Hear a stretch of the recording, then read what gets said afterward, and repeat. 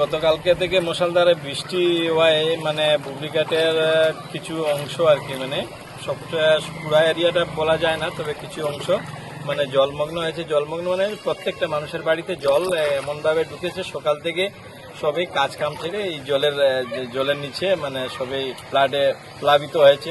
তবে আশা করি আমাদের গভর্নমেন্টের কাছে একটা অনুরোধ আছে যে যারা আসছেন, আপনারাও আসছেন, আপনাদেরকে অশেষ ধন্যবাদ। এই জলের মধ্যে আসে আমাদের খবর নিয়েছেন, তো আপনাদেরকে অশেষ ধন্যবাদ জানাচ্ছি।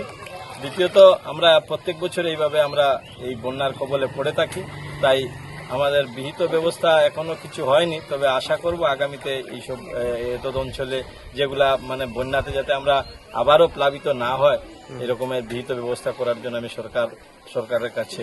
এগুলো কি বৃষ্টির জল না কোথা থেকে আছে? এগুলো বৃষ্টির জল। আর তারপরে ডেপলছড়া আমাদের সংলগ্ন, তো আমাদের বাড়ির আশপাশে ডেপলছড়া আছে। পাহাড়ের জল হইলে আমরা পাতাড়িয়া পাহাড়ের জল বৃষ্টি হলেই আমাদের বাংলাদেশে বৃষ্টি হলে আমাদের দিকে দিয়ে ফ্লাড হয়ে যায়। কতটা পরিবার এফেক্টেড? প্রায় 300-350 পরিবার আমাদের এখানে মানে প্রত্যেক বছরে এফেক্টেড হয়।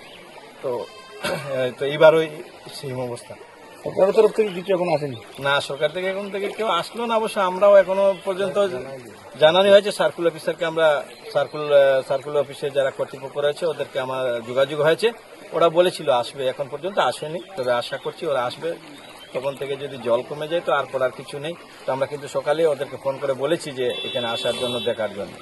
তারপরে এইখানে বাঁধ হয়েছে, বাঁধেও কিছু এফেক্ট হয়েছে। আমি এই ওয়াটার রিসোর্সের ইঞ্জিনিয়ারকে গতকালকে ওয়াটার রিসোর্সের এসডিওর সঙ্গে কথা হয়েছে, কিন্তু ওরা কোনো কর্ণপাত করছে না বা এখানে দৃষ্টি আকর্ষণ করছে না। আমি কন্ট্রাক্টরকেও বলেছি, গতকালকে কন্ট্রাক্টরকেও বলেছি এখানে পাইপ সংযোগে জলটা যাতে ডেপলছড়াতে এইটা ছাড়া হয়, কিন্তু তারা এরকম কোনো ব্যবস্থা করছে না।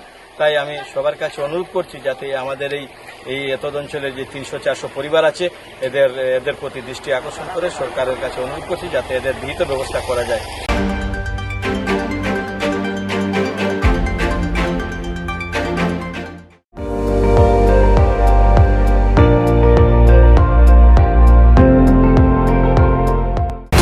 আপুনি চাই আছে ND24, সৰ্বশ্ৰেষ্ঠ নহয় সৰ্বোত্তমৰ দৌৰত।